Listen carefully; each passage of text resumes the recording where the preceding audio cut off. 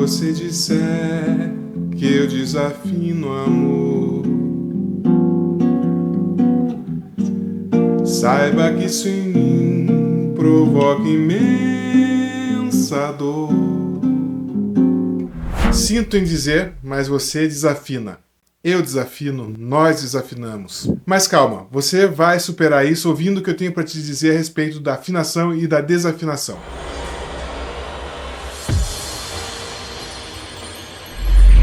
A imprecisão natural da voz. Toda nota musical produz ciclos de vibração no ar que ocorrem determinadas vezes por segundo, simplificando bem para todo mundo entender. Isso é o que chamamos de frequência, e a medida dela é o hertz, ciclos por segundo. Ao cantar determinada nota musical, tentamos entoar de maneira totalmente empírica aquela frequência. Imagina só o seguinte, eu vou tocar aqui uma nota Lá, essa aqui, 220 Hz. 218, 218,8,7. Pauline, precisa mandar afinar o piano. Vou tocar mesmo assim, mas vou tentar reproduzir essa nota, talvez até alcançar os 220 Hz, tá?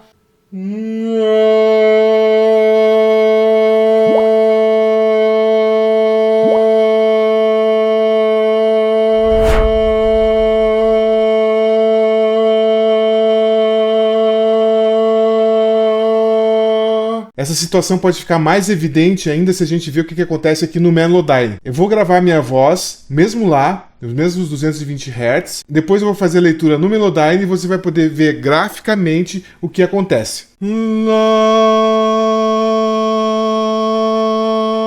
Agora eu vou fazer a leitura desse trecho no Melodyne. Esse aqui é o gráfico da leitura da nota Lá que eu cantei. Olha só, como varia a afinação, né? Aqui no começo eu ainda estava procurando o centro da afinação. Depois que eu achei, ainda mesmo assim, variou bastante, né? Não se manteve constante.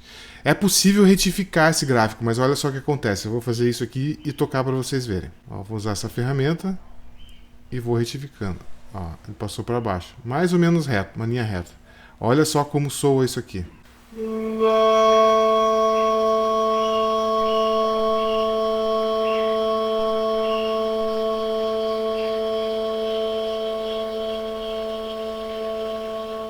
Sou até meio robótico, né? Nada muito humano. Então, a gente pode entender que a afinação da voz é naturalmente imprecisa, mas isso não é um defeito de fabricação. Essa imprecisão natural da voz é, na verdade, formidável. Mas há limites entre essa bela imprecisão da voz e o desafinado. É sobre isso que a gente vai conversar agora. Mas antes de seguir para esse assunto, aproveita e deixa seu like. E se você ainda não é inscrito no canal, se inscreva agora, ó, é bem fácil. É só clicar no ícone aqui do lado. Assim você vai saber sempre sobre os novos conteúdos do canal em primeira mão. Os limites toleráveis da desafinação. Você se considera uma pessoa afinada? Comenta aí qual a sua experiência com afinação ou com desafinação. Eu vou te contar a minha. Eu sempre me considerei afinado. As pessoas, aliás, falavam pra mim desde criança que eu era afinado. Aí, na adolescência, eu comecei a gravar minhas músicas no computador. E pra minha surpresa, eu me achei muito desafinado. Tão desafinado que tinha sons que eu cantava que eu não conseguia nem distinguir que notas eram. E mais tarde, quando eu comecei a usar o Melodyne para afinação vocal, eu pude ter a noção real do quanto eu era desafinado. Mas tudo bem, no início a gente sofre um pouco com a verdade, mas a gente acaba usando essa informação para poder evoluir, se aprimorar, melhorar cada vez mais. E foi isso que aconteceu. Mas enfim, se a voz é naturalmente imprecisa, qual é o limite da desafinação? Quanto de imprecisão pode ser tolerada? Antes de mais nada, os critérios que distinguem o desafinado do afinado são subjetivos e culturais. Mesmo assim, tem gente estudando o assunto e procurando estabelecer cientificamente esse limite. É o caso da pesquisa de Hutchins e Peretz de 2012. Essa pesquisa selecionou ouvintes sem treinamento musical e músicos profissionais. Cada um deles foi submetido a sons com diferentes níveis de afinação. Os ouvintes sem treinamento musical conseguiram perceber a desafinação a partir de 50 cents. Já os ouvintes com treinamento musical, os músicos profissionais, conseguiram perceber desafinação a partir de 30 cents. Nota de rodapé. Para explicar direitinho o que é esse negócio de cents, eu precisaria de um vídeo inteiro sobre temperamento musical, o sistema que define as frequências de cada uma das notas musicais. Mas por hora, para esse vídeo, vamos simplificar. Entre duas notas musicais consecutivas existe uma diferença de frequências. Por exemplo, entre Fá sustenido 2, que tem 185 Hz, e Sol 2, que tem 196 Hz, temos 11 Hz de diferença. Os cents nada mais são do que uma divisão desse intervalo em 100 partes. Porém, não é uma divisão simples, que no nosso exemplo daria 0,11 Hz para cada cent. Os cents, assim como as frequências das notas musicais, se sucedem segundo uma progressão geométrica. No meu livro de acústica tem todo o detalhamento desse cálculo. Se você tiver interesse em se aprofundar nesses cálculos, eu deixei o link para adquirir esse livro aqui na descrição desse vídeo. Mas para você ter uma noção, segundo o nosso exemplo, aquela frequência de 185 Hz, 30 cents acima, ficaria com 188,23 Hz. E com 50 cents acima, ficaria com 190,42 Hz. Existem alguns aplicativos para afinar guitarra e violão que demonstram essas diferenças de Hertz. Olha só, essa questão dos cents, a gente consegue observar alguns afinadores como esse que você está vendo aí. Vou cantar mesmo lá, de antes, para você entender a variação em termos de cents.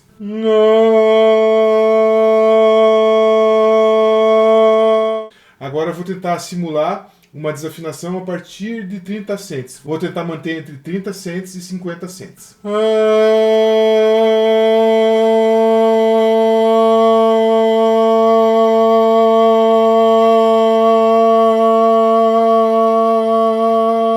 Bem diferente, né, do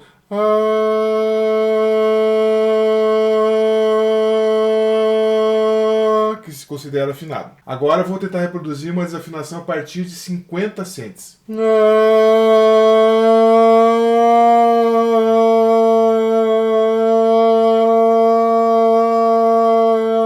A partir de 50 cents, o afinador já interpreta como se estivesse indo para o Lá sustenido, para uma outra nota. É uma desafinação, mas é praticamente mudar de nota, cantar uma outra nota. A afinação varia de pessoa a pessoa, de acordo com 3 fatores principais. Fatores genéticos, há pessoas que nascem com maior propensão a desenvolver inteligência musical. Fatores ambientais, crianças que se desenvolvem em ambiente com muita música desenvolvem a percepção musical mais que as outras. E o treinamento musical precoce. Quanto antes começar as aulas de musicalização, que devem ser divertidas, melhores são os resultados. Essa coisa do afinador, quando passa de 50 cents, já interpretar como se fosse a nota seguinte, me lembra de algo. O mito da semitonação. Será que é assim que fala? O mito da semitonação. Quem nunca assistiu e vibrou com um concurso de cantores? E quem nunca ouviu um jurado famoso falar algumas frases como essa? Você semitonou um pouco. Brother, você deu uma semitonada ali naquela parte. Agora, você já se perguntou o que é essa tal de semitonação? Eu sempre me pergunto. E cheguei a uma conclusão. Que essa é uma maneira mais elegante de falar: meu filho, minha filha, você desafinou. Porque não tem sentido. Se eu canto um dó, e depois um dó sustenido, dó, eu fiz uma diferença de semitom. Dó. Isso deveria ser semitonar. Agora, se um cantor se distancia mais de 30 cents da nota que deveria cantar, isso não é semitonar, isso é desafinar. E tudo bem com isso, nós somos seres humanos passíveis de erro, e o erro mais comum para um cantor é desafinar, é passar um pouco longe da frequência que ele deveria cantar. Isso porque é totalmente intuitivo. Mas o que a gente pode fazer então para melhorar a nossa afinação? Agora chegou o momento mais esperado. Curta, compartilhe, que vem aí 5 dicas para cantar mais afinado. Dica número 1.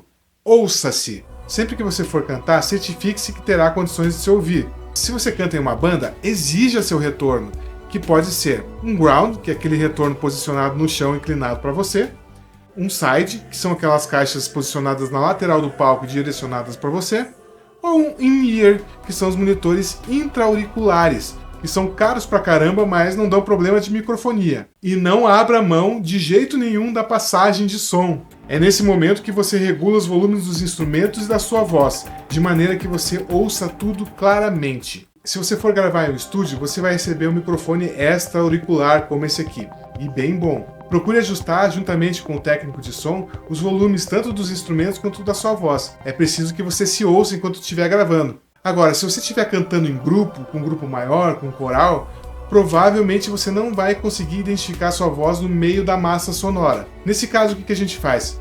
Você pode retirar parcialmente o fone de ouvido de uma orelha e assim você vai se ouvir melhor e cantar corretamente a sua voz.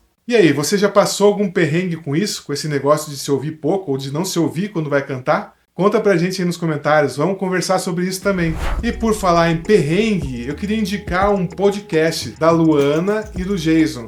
É o Perrengues Musicais. Eu já participei desse podcast, já contei alguns perrengues meus. Vou deixar o link dele aqui embaixo para você acessar depois que terminar de assistir esse vídeo. Dica número 2. Aprenda um instrumento com afinação variável.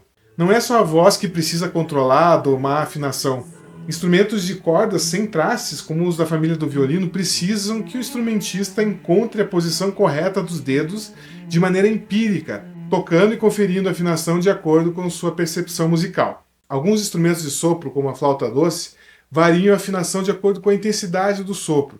Por isso, para chegar na afinação de uma nota, precisa regular também a intensidade do fluxo do ar. Então, eu vou tocar uma nota Sol aqui e vou variar a intensidade do fluxo de ar. Repare como vai variar também a afinação.